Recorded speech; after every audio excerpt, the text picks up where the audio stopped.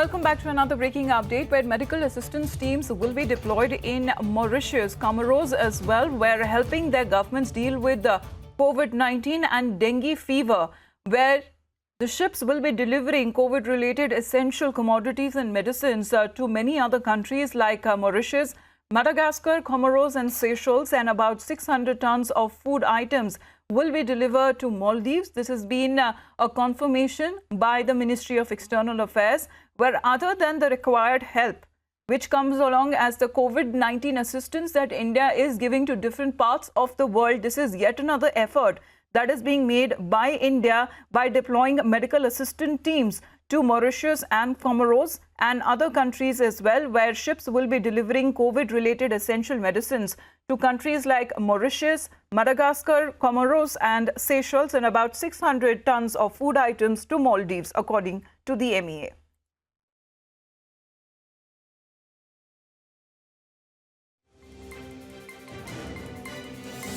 Let's move on to another breaking update where 350 Shramik special trains have run so far. Around 3.6 lakh migrants have been ferried, while 263 trains have already reached their destinations. 87 are still on the run. 46 more trains are in the pipeline. Every Shramik special train has 24 coaches, each with a capacity of 72 seats. However, only 54 people are allowed in one coach each.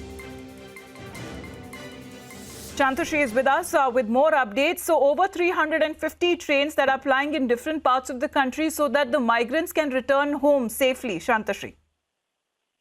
Yes, Amita, this is a huge leap forward, especially when after receiving so much of criticism over the migrant crisis, the government had committed themselves and according to the latest MHA directive also, which had come a few weeks ago, that they are committed that all migrants should reach their home safely. They will be quarantined there and they will be taken care of by the government officials. All of them have been registered and only those people have been contacted and being brought to stations, and this is not being publicly circulated because the railway officials are very much aware that there will be a huge crowd, and that's how they have been facilitating over 300 trains all this while, and 3.6 lakh migrants have definitely been ferried already. We believe that the railways have specifically said that they will only allow 54 people in a coach to maintain social distancing norms, and also the middle berth will not be allowed to any passenger. So this is how the social distancing is also being followed inside a Shramik train.